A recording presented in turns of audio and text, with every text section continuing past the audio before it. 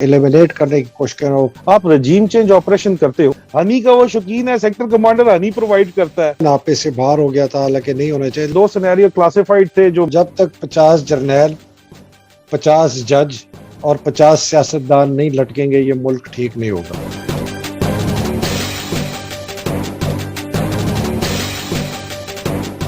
अस्सलाम वालेकुम पाकिस्तान, मैं हूं हैदर मेहदी और आज मेरे खसूसी मेहमान मेजर आदिल राजा, आपके फेवरेट मेजर आदिल राजा। आदिल, अस्सलाम वालेकुम and welcome to the programme. वालेकुम अस्सलाम। वालेकुम अस्सलाम sir, always a pleasure sir. Thank you, thank you Adil. ये बहुत ही सख्त वक्त आ गया पाकिस्तान पे, और जस्ट मैं थोड़ा सा ओपनिंग कॉन्टेक्स्ट दे दूं कि पाकिस्तान के अंदर जो तीन बड़े मेल्ट डाउन्स हैं, जिसको मैं कह रहा हूँ, वो है सबसे सिक्योरिटी मेल्टडाउन, हमारा पॉलिटिकल मेल्टडाउन और हमारा इकोनॉमिक मेल्टडाउन। और चूंकि मैं और आप थोड़ा सा सिक्योरिटी एरियाज में हमारी शायद जो इंटरेस्ट है और में भी नॉलेज थोड़ी ज्यादा है, हम उस पर बात करेंगे। बिकॉज मैं ये देख रहा हूँ कि जो सिक्योरिटी मेल्टडाउन है, उसकी जो खास तौर पे हमने पेशावर में देखा और केपी पुलिस की हमने उसके खिलाफ एहतजाज देखा और उनका रंज और गुस्सा, और सुना है कि कोई 1800 के करीब पुलिस के अफसर जवानों ने इस्तीफा दे दिया है। तो ये बहुत एक खतरनाक सिचुएशन पे जा रही है। पॉलिटिकल मेल्टडाउन, सबके पास, सबको समझ आ रही है क्या हो रहा है। पाकिस्तान की सबसे बड़ी जमात, सबसे पॉपुलर जमात, उसका सबसे पॉपुलर लीडर, उनको ये तोड़ने की कोशिश कर रहे हैं, एलिमिनेट करने की कोशिश कर रहे हो। कुछ लंगड़ा लूला किस्म का निजाम लाना चाहते हैं जो उसके बगैर हो। और इकोनॉमिक मेल्टडाउन तो सबके सामने है, बैंकरप्ट हो गए हैं, इन्फ्लेशन इंतहा से ज्यादा है, महंगाई बढ़ गई है।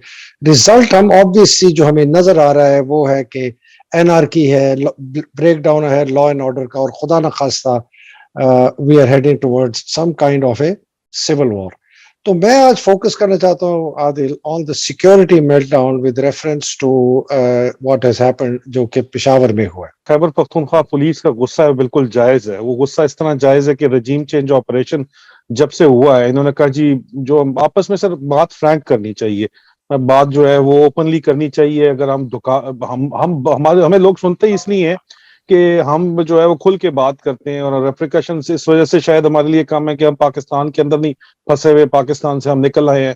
ये भी रेप्रिकॉशंस हैं इंडिविजुअल लेवल्स के ऊपर, लेकिन उस तरह के नहीं है जो अगर हम पाकिस्तान में मौजूद हो तो हमें जेल के अंदर सुबह ढक दिया जाएगा। यहाँ पे हम हैं, वहां पे फ्रीडम ऑफ स्पीच है, इस वजह से हम बात खुल के करते हैं, इन्फॉर्मेशन हमारे पास है। तो सर इन्फॉर्मेशन ये कहती है कि ये जो इन्होंने इमरान खान को हटाया तो उन्होंने कहा जी ये पठानों की पार्टी है। देखिए ये इन्होंने खुद डिवाइड क्रिएट की जानबूझ के। हालांकि इमरान खान की हुकूमत तो पंजाब के अंदर भी है, इमरान खान को तो वोट जो है वो सिंध में भी मिलता है, बलूचिस्तान में भी मिलता है। इमरान खान का फॉलोअर, चलो केपी और पंजाब के अलावा जीबी और कश्मीर में भी इमरान खान की गवर्नमेंट है। तो फिर इसको ये कह देना कि रिजेक्ट कर देना कि नहीं ये सिर्फ पठानों की पार्टी है, केपी की पार्टी है, ये बहरहाल एक सोच इस्टेब्लिशमेंट के अंदर पाई जाती है, पहली। और दूसरा, आप रजीम चेंज ऑपरेशन करते हो, उसका कसूर बहरहाल इसको कहा जाता है कि जब आपने गवर्नमेंट, फेडरल गवर्नमेंट बनानी थी और इमरान खान को ये नहीं बनाने दे रहे थे, इनके एतराजात थे, तो उन्होंने कहा कि जी अगर हमारी फेडरेशन के ऊपर बारी है, नहीं तो हमें फेडरेशन का फायदा क्या है।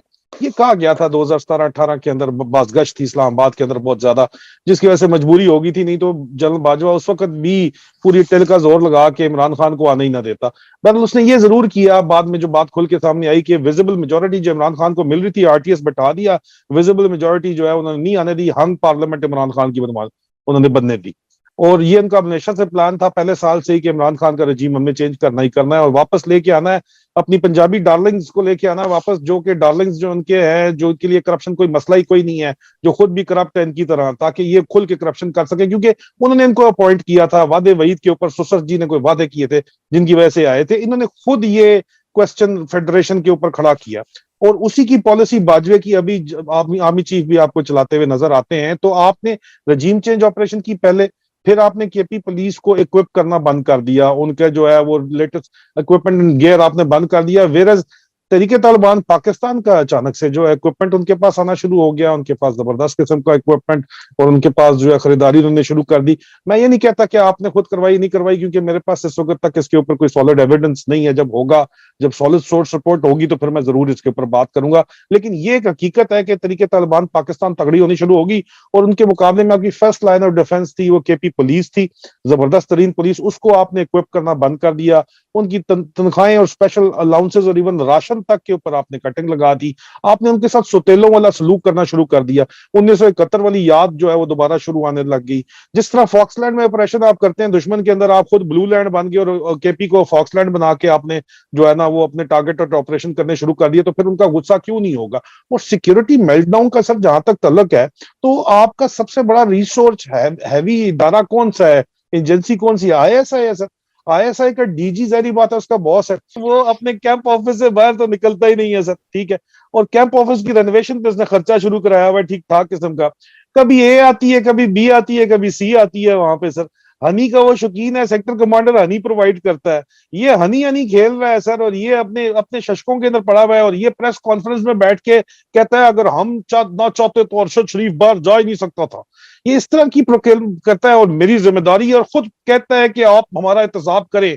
तो सोच जाने चली गई पेशावर के अंदर सबसे बड़ी इस वक्त रिसोर्स हैवी जो आपकी एजेंसी है उसके ऊपर बराह रास्त इल्जामात केपी की अवाम भी लगा रही है, पंजाब की अवाम भी लगा रही है कि इन्होंने खुद ये इन फॉल्स फ्लैग ऑपरेशन किया है कि इंतखाबात को डिले करना चाहते थे।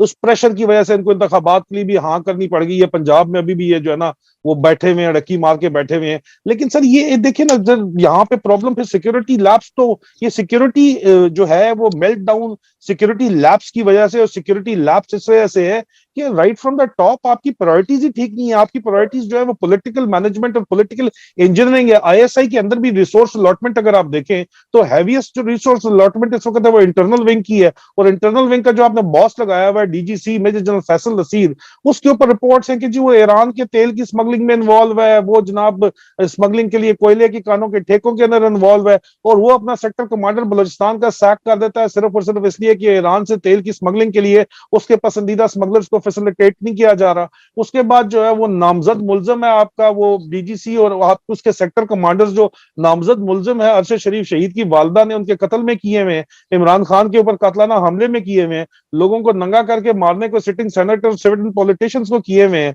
उनको आपने जिद के ऊपर बदमाशी के साथ फिर भी उन्हीं सीट्स के ऊपर बिठाया हुआ बताना चाहते हैं, पैगाम देना चाहते हैं कि we don't care.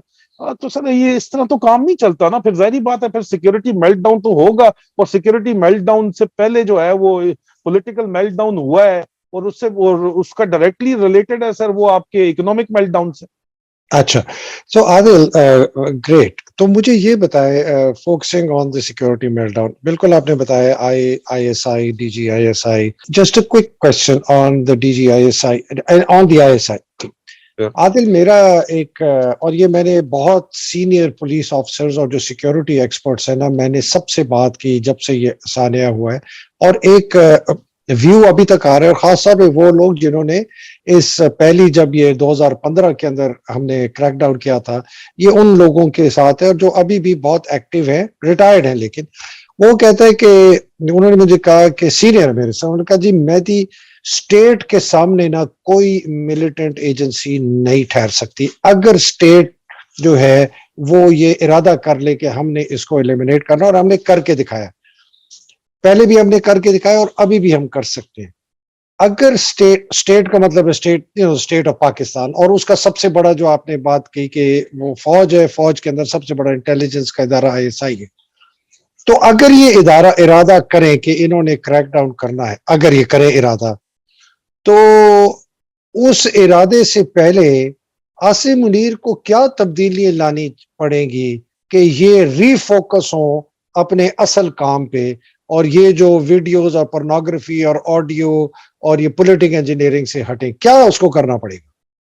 Sir general Asim Munir को सबसे पहले जो उनको इतने अरसे से 2 महीने से जब से वो आए हैं, तीसरा महीना चल रहा है, इनको पिट रहे हैं कि ये जो इस वक्त इन्होंने लगाए हुए हैं कान टुट्टे इंटरनल विंग के अंदर, डीजीसी शामिल, इसके सेक्टर कमांडर जो पाकिस्तान का बच्चा बच्चा जिनके असल नाम और कोड नाम जानता है और उनके करतूत जानता है, उनको तो कम से कम फारिग करें सर, यहाँ से हटाएं। जो कि नामजद मुल्जमान है इस वक्त, क्रिमिनल्स जो लगाए हुए इन्होंने, सबसे पहले तो ये चेंज, ये ऑप्टिक्स के लिए भी बेहतर है और कारकर्दगी के लिए भी बेहतर है। उसके बाद अपनी प्रायोरिटीज को सेट करें सबसे पहले।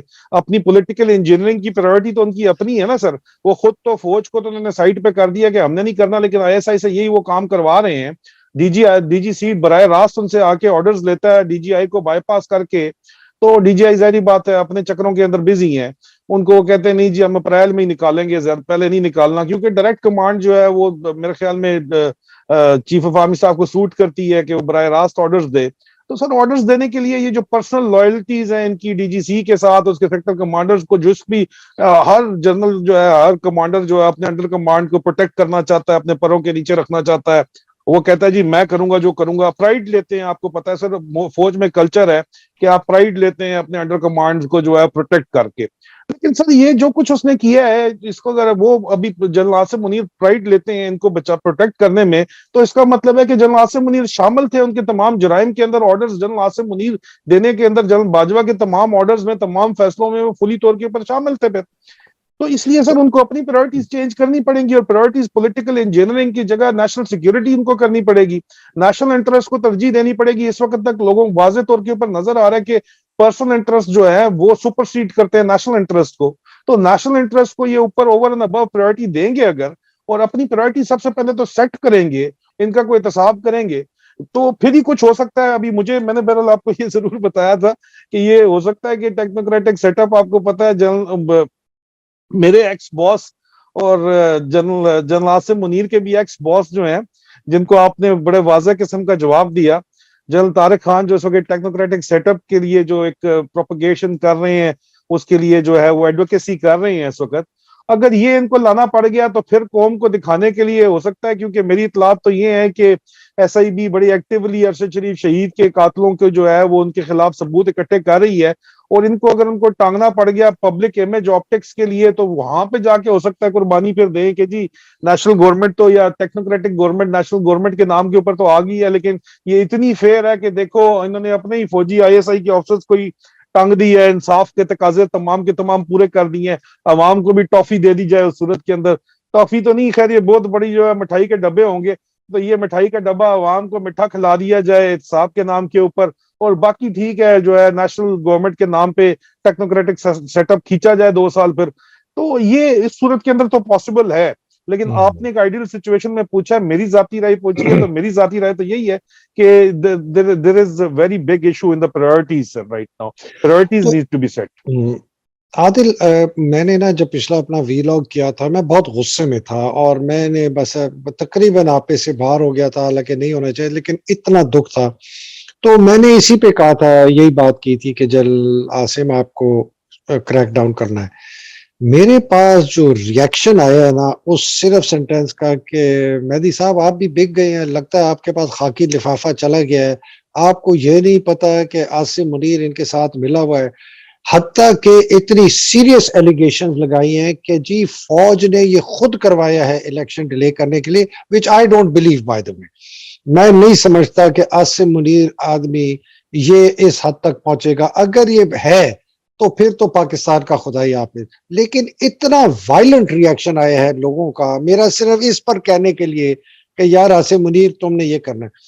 तो अगर इसको नजर आ रहा है ये सिक्योरिटी मेल्टडाउन, तो ये एक मैंने खबर एक पढ़ी अभी आई कि जी ये रिजर्विस्ट ऑफिसर जो है ना 55 साल की उम्र तक, उनको बुलाया जा रहा है वापस कि वो केपी पुलिस में और पुलिस अपनी बलूचिस्तान की पुलिस में इनको भर्ती की जाए, और उनसे फिर जो है इनको पेंशन खत्म करके इन लोगों को तनख्वाहें जो है वो पेंशन तनख्वाह में कन्वर्ट हो जाएगी, और उनके जहां जहां वो काम कर रहे हैं उनके जो मालिकान है, एम्प्लॉयर्स हैं, उनको कहा जा रहा है कि जी ये हम इनको कौम की खिदमत के लिए बुला रहे हैं, इनको फायर ना करें। एक जगह आप ये बीफ अप कर रहे हैं अपनी सिक्योरिटी को, हाँ, पुलिस को और बलूचिस्तान को, और दूसरी तरफ आप ये पॉलिटिकल इंजीनियरिंग कर रहे हैं और आईएसआई के डीजी को नहीं चेंज कर रहे हैं, और ये आप जो कनकुटे जो भी आप इनको कहते हैं, आपने तो कुछ और भी केस है नाम लिया, वो मैं नहीं लेना चाहता, उनको ये तब्दील नहीं कर रहे। I don't understand this massive confusion is in his mind. ये क्या कोई, ये बिल्कुल ही कोई पागल आदमी है, इसको समझ नहीं है कि यार ये मैं पाकिस्तान किस जगह जा रहा है। आसिम मुनीर की बात कर रहा हूं। देखिए सर, जहां तक आपने बताया, मैंने कल के वीलॉग में जिक्र किया, डॉक्टर मोहित पीरजादा में मुझे कोट किया कि 4 सिनेरियो है। जनरल पब्लिक परसेप्शन जो है इस वक्त ये है, जो पहला सिनेरियो है, और दूसरा जर्नलिस्ट की परसेप्शन ये है कि ये आईएसआई का ने खुद ये ऑपरेशन करवाया है, और जाहिर बात है ऑर्डर्स जीएचक्यू से आया है। बाकी जो दो सिनेरियो क्लासिफाइड थे, जो मेरी इंफॉर्मेशन थी, सर्विंग आर्मी ऑफिसर्स जो केपी में सर्व कर रहे हैं वो, और चौथी जो है वो आईएसआई के ऑफिसर्स, उनकी मुतजाद इतलात हैं। लेकिन हैरानगी की सर इंतहाई बात है, बहुत शदीद हैरानगी की बात है, और मेरे ख्याल में आप इस बात से एग्री करेंगे, क्योंकि आपको भी हो सकता है इसी किस्म की फीडबैक आई हो। जो सर्विंग ऑफिसर्स हैं, जो वो कहते हैं कि इन्होंने खुद ही कराया, वो अवाम की और जो जर्नलिस्ट की राय है उससे मुत्तफिक है। अंदाजा करें आप सर, और ये बहुत खतरनाक बात है सर। हालांकि आईएसआई में मैं कहता हूं वाज़ेह तौर के ऊपर कि इस वक्त मारखोर, जो एक्चुअल मारखोर आईएसआई के जो हक हलाल खाने वाले ऑफिसर्स हैं, कौम का दर्द रखने वाले, उनको मैं मारखोर कहता हूं। उनका मुकाबला है ये डर्टी हैरी जैसे हरामखोरों से। तो जो मारखोर ऑफिसर्स हैं उन्होंने ये कंफर्म किया, उनकी इतलात हमेशा कंफर्म होती है कि नहीं सर, ये इनसाइड जॉब नहीं है जो आप कह रहे हैं, ये इन्होंने खुद नहीं कराया, ये आईएसआई ने इस तरह का काम नहीं किया है, अवाम जनरल परसेप्शन इस तरह की जरूर बन गई है। अब आईएसआई, मैं उनकी बात मानता हूं, लेकिन सर फिर ये परसेप्शन क्यों बनने दी गई है? इसलिए कि आपने रजीम चेंज ऑपरेशन किया, इसलिए कि आपने चलती हुई हुकूमत को घर भेजा, इसलिए कि साबित हुआ कि अमेरिकन को आपने खुद लॉबिंग करके इन्वॉल्व किया दरमियान के अंदर। वो जो इस वक्त बाजवा हक्कानी फाइल्स हैं, वो है क्या बाजवा हक्कानी फाइल्स? स्टोरी को मेन स्ट्रीम पर दबा दिया गया, लेकिन वो प्रूफ करती हैं बाजवा हक्कानी फाइल्स के हुसैन हक्कानी के जो है वो एंगेज किया गया, यूएस लॉबिस्ट को एंगेज किया गया। और जुल्म तो ये कि इमरान खान की हुकूमत के फॉरेन ऑफिस से उन लोगों को ये जो है लॉबिंग के लिए फीसेस दिलवाई गई, इमरान खान के ही खिलाफ। तो ये बात तो इंतहाई वाज़ेह है, इसलिए कौम आपसे नफरत करती है। अब सो वो बात रही नहीं सर जनरल आसिम मुनीर का, सर जहां तक तल्लक है कि वो फिर भी ये क्यों नहीं समझ रहे, सर मेरे ख्याल में वो कोई मास्टर स्ट्रोक अपनी तरफ से खेलना चाहते हैं, उनका ख्याल है, कुछ वो वादे वईद भी करके आए हुए हैं। दूसरा, आपको सर पता ही होगा, आपने सारी सर्विस में देखा है कि कमांडर्स को एक क्वेश्चन के अंदर रखा जाता है, बड़े ही रुइयों के गोलों के अंदर उनको क्वेश्चन के अंदर रखा जाता है, सब अच्छा की रिपोर्ट दी जाती है, उनके मूड्स का ख्याल रखा जाता है, उन्होंने क्या खाना है, उन्होंने पानी कौन सा पीना है। अफसोस की बात है सर, लेकिन स्टाफ ऑफिसर्स जिन्होंने जनरल बनना होता है वो इसी तरह इनको जो है रोजी पिक्चर ही दिखाते हैं।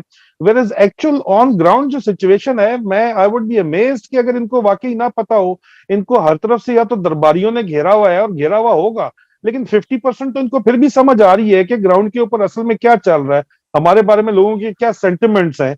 तो कुछ ना कुछ तो इनको करना पड़ेगा इसको चेंज करने के लिए सर, नहीं तो ये पब्लिक सपोर्ट के बगैर ये दोबारा वॉर एंड टेरर लड़ना जो चाह रहे हैं, चाहे ये रिजर्विस्ट ऑफिसर को लाएं, चाहे जिस मर्जी को लगाएं, पब्लिक सपोर्ट के बगैर तो ये जंग नहीं लड़ सकते जो दोबारा पाकिस्तान पे मुसल्लत की जा रही है। बिल्कुल नहीं लड़ सकते आदिल, एब्सोल्युटली ट्रू। और मैंने भी यही कहा था, मैं ना बहुत एक रोप दे रहा था, एक रस्सी दे रहा था आसिम को, जब आए के, बिकॉज इसके जो लोग इसके अंडर, जिसके अंडर इसने काम किया हुआ है, उन्होंने मुझे कहा कि हैदर बाजवा ने बड़ी लैंड माइन्स लगाई हुई आईएसआई में, ये समझ रहा है, ये देख रहा है, इसको टाइम दे, फलाना दे, 6 महीने। मैंने कहा 6 महीने में तो पता नहीं क्या हो जाएगा। तो लेकिन मैं अब ना दूसरी चीजों पे आता हूँ, जो फैक्ट्स मुझे पता है, ये तो फैक्ट्स नहीं है, नहीं तो मुझे कोई फैक्ट्स हमें पता है कि मोहसिन बेग इसका दोस्त है। मोहसिन बेग अव्वल नंबर का बदमाश, फ्रॉडिया। ये जब ये यंगर डेज में, बुरी बात नहीं है, ये वेटर होता था सलूस में, जो एक रेस्टोरेंट था लाहौर में बेसमेंट में, अगर आपको याद हो, वापडा हाउस के उधर वेटर हुआ करता था। मेरा दोस्त एक फौजी है, ये उसके रेस्टोरेंट में भी कभी कभी आया जाता था, इसलिए सलूस का मालिक जो है वो मेरे दोस्त का दोस्त था। दूसरा, ये कार जैकिंग गैंग में करता था, ये गाड़ियां चुराता था, और इसकी तस्वीर भी छपी थी अखबार में, हथकड़ियां इसको लगी हुई, कार जैकर। अब ये अल्कोहल का काम करता है पाकिस्तान में, बॉन्डेड वेयर हाउस है, सबको पता है, बहुत अव्वल नंबर का बदमाश है। ये आसिम मुनीर का दोस्त है। दूसरा दोस्त आसिम मुनीर का कौन है? दूसरा मोहसिन नकवी, अव्वल नंबर का। अच्छा, by the way, Mohsin Baig जो है वो जरदारी की मनी लॉन्ड्रिंग के अंदर डायरेक्टली मुलव्वस था, जिसकी वजह से इमरान ने उसको फारिग किया। मोहसिन और जनरल आसिम नकवी, मुनीर के मामू का भी आप बता रहे थे सर। सर मैं वही बताता हूँ, मोहसिन नकवी जरदारी का टाउट, जरदारी का फ्रंटमैन, जरदारी की फंडेड से चैनल चलाता है, बहुत ही घटिया किस्म का आदमी है। लोग कहते हैं जी सेल्फ मेड है, मैं कहा जी चोर उचक्के सारे सेल्फ मेड होते हैं, सारे बंदे मतलब वो चोरी करके ही सेल्फ मेड बनते हैं ना। इसके किसी एक करीबी रिश्तेदार ने मुझे बताया, बड़ा फखर से, हालांकि वो बड़ा शरीफ आदमी है। और इसका मामू जिसने इसको पाला है वो इजाज अमजद का 30-35। तो जब मैं ये जनरल देख आसिम रहा हूँ मुनीर और का मैं मामू। ये कनेक्शन देख रहा हूँ, तो I have no faith in Asim Munir any more. देखिए सर, आसिम मुनीर कि ये जो कनेक्शंस हैं ये तो इंतहाई वाज़ेह हैं यहाँ पे, लेकिन आसिम मुनीर के पास जो रिस्पॉन्सिबिलिटी है वो ही is not going to get a second chance. इसके पास बाजवे वाल का बैगेज है पूरे का पूरा, जो इन्होंने कंधे के ऊपर अपने सर के ऊपर रखा हुआ है। बाजवे का बैगेज इनको पहले ही धसा रहा है। इनकी सिर्फ और सिर्फ इस वक्त स्ट्रेंथ जो है इनके अपने जर्नैल हैं, उनसे नीचे ऑफिसर्स भी इनके साथ, जो टोनी अफसरान जो जनरल बनने के ख्वाब में इनके नीचे लगे हुए आंखें बंद करके, वो तो लगे हुए। बाकी जो अपनी अपनी जो है लोग अपने प्लॉट बचाने के लिए और अपनी जायदाद बचाने के लिए, नस्लों की जो खाना है वो इनको मिला हुआ है वो बचाने के लिए इसके साथ लगे हुए हैं सर।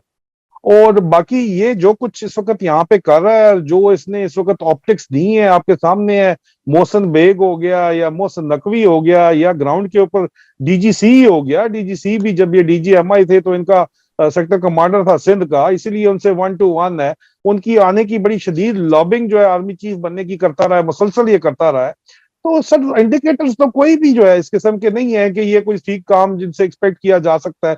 तो फिर दूसरी सूरत में क्या है सर?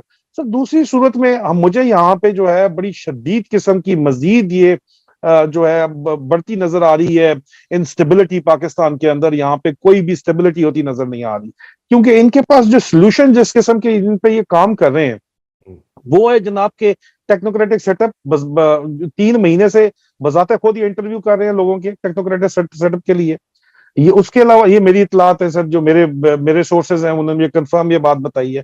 इन्होंने एसआईबी को ऑर्डर करके एजी से के थ्रू या सीजीएस के थ्रू इन्होंने जो है वो नैब के केसेस इकट्ठे कर रहे हैं पॉलिटिशियंस को काबू करने के लिए सर। उसके अलावा सर एसआईबी ही जो है वो जनरल बाजवा और जनरल फैज के नेटवर्क में जितने भी ऑफिसर्स थी उनकी जो है डोजियर्स तैयार कर रही है, उनको सुल्तानी गवाह तैयार कर रही है उनको काबू करने के लिए। तो ये चीजों को कंट्रोल करने के लिए फाइलें अपने आदिल हाथ ये के अंदर कर रहे हैं सर। आदिल ये नहीं चलेगा, ये बड़ी इनकी भूल है कि हम इनको कैफरे किरदार पहुंचाएं, इनके खिलाफ ट्रायल करें, इनको करें, नहीं चलेगा। लोगों का गुस्सा इतना ज्यादा है मैं आपको बता नहीं सकता। फट पड़ेंगे अगर इन्होंने टेक्नोक्रेट और मार्शल लॉ। मैं तो बार बार वार्न करूं। मैं आदिल एक किताब पढ़ रहा हूं, एक ये है how to stand up to a dictator. Maria Ressa है, ये नोबेल प्राइज विनर थी फिलीपीन में। हाँ, ये मैं इसलिए बताना चाह रहा हूँ कि लोग समझते हैं ना कि अगर चेहरे बदल जाए तो तब्दीली आ जाएगी, ये नहीं आता। इस वक्त फिलीपींस का प्रेसिडेंट है फर्डिनेंड मार्कोस का बेटा। फर्डिनेंड मार्कोस जिसने $10 बिलियन चोरी किए थे और उसको एक फिलीपीन में मास मूवमेंट में निकाला था।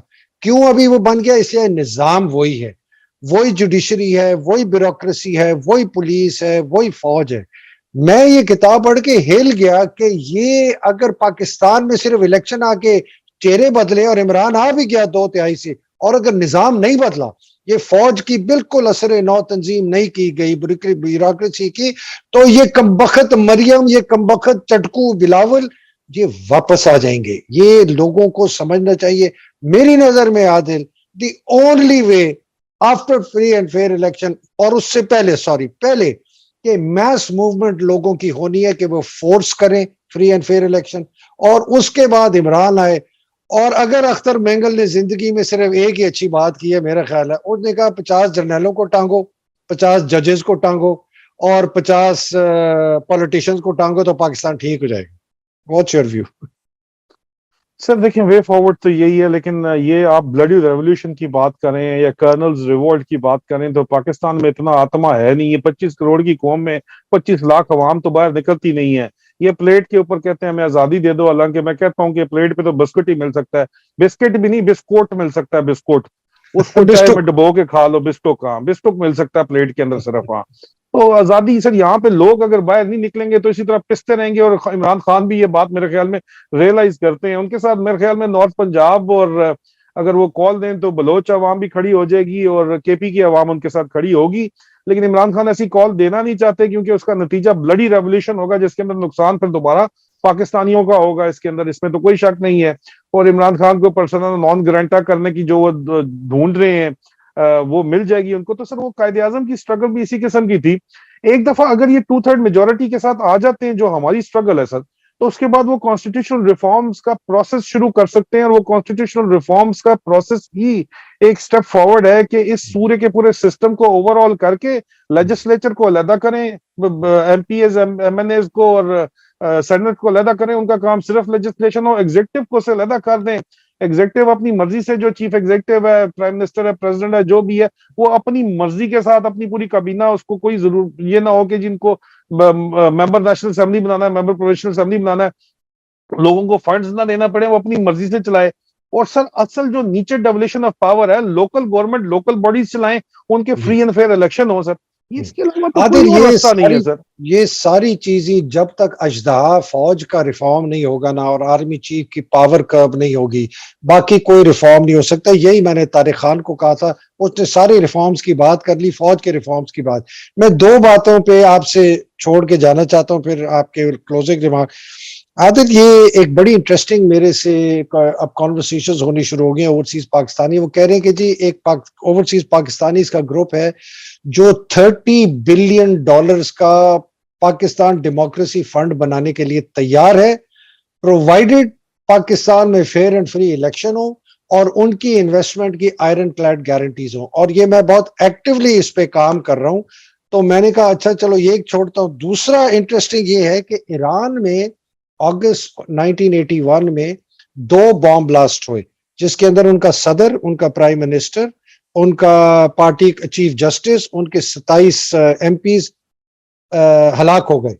लेकिन अक्टूबर 1981 में उन्होंने इलेक्शंस फिर भी कराए। जहां तक तो ये बात है ना, यहाँ पे इशू ये कि इलेक्शंस तो अभी खैबर पख्तूनख्वा पुलिस खड़ी होगी, अवाम खड़ी होगी, सब खड़े हो गए तो उन्होंने इलेक्शन करवा लिए सर। ठीक है, ये आपके सामने है सर।